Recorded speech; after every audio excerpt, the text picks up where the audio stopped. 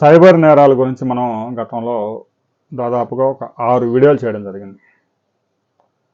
2016 నుంచి మొదలుపెట్టి 2026 వరకు భారతదేశం నుంచి దాదాపు ప్రతి సంవత్సరం 2 లక్షల కోట్ల రూపాయల దోపిడీ జరిగింది అనే విషయాన్ని ట్రాన్స్ యూనియన్ అనే సంస్థ ప్రకటించింది.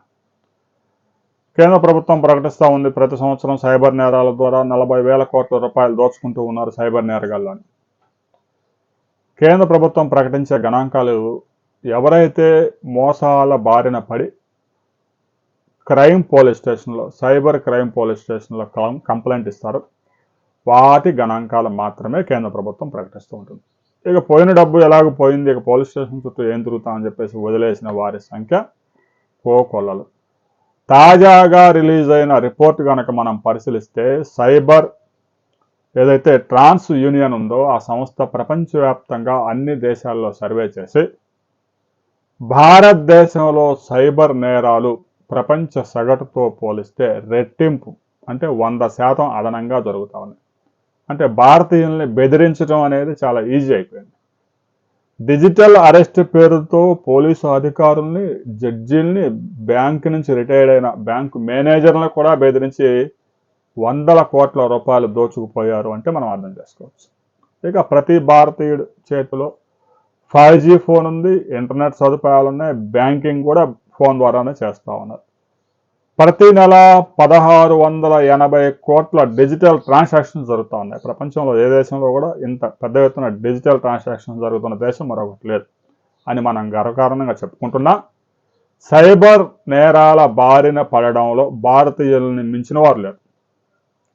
రకరకాల మోసాలు, రిటైల్ మోసాలు, బ్యాంకింగ్ మోసాలు, గేమింగ్ మోసాలు, లక్ష పెడితే కోటి రూపాయలు వస్తాయని పెట్టుబడుల మోసాలు, వీటికి అదనంగా డిజిటల్ అరెస్టులు, రకరకాలు కొత్త కొత్త వేషాలు వేస్తూ ఉంటారు సైబర్ నేరగాళ్ళు. ఒక నేరం గురించి బాగా పాపులర్ అయిన తర్వాత ఆ పేరు చెప్తే మరలా కస్టమర్స్ దొరకరు కాబట్టి మరో కొత్త పథకాన్ని తెర మీదకు తీసుకొస్తూ ఉంటారు.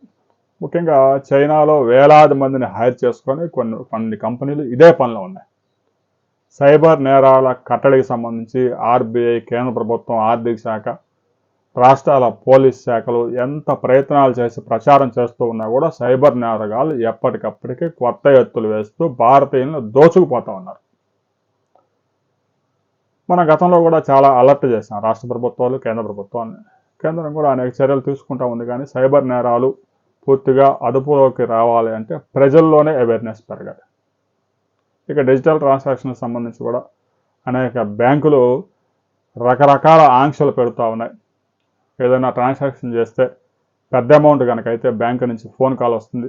ఇది మీరు ఎందుకు చేస్తూ ఉన్నారు ఏంటి అనేది ప్రశ్నలు వేసిన తర్వాత మాత్రం ఆ ట్రాన్సాక్షన్స్ కంప్లీట్ చేస్తూ ఉన్నారు. సైబర్ నేరాలు పూర్తిగా అదుపులోకి రావాలంటే ఎలాంటి చర్యలు తీసుకోవాలి అనే దానికి సంబంధించి ప్రతి ఒక్కరూ మీ అభిప్రాయాలను కామెంట్ చేయండి.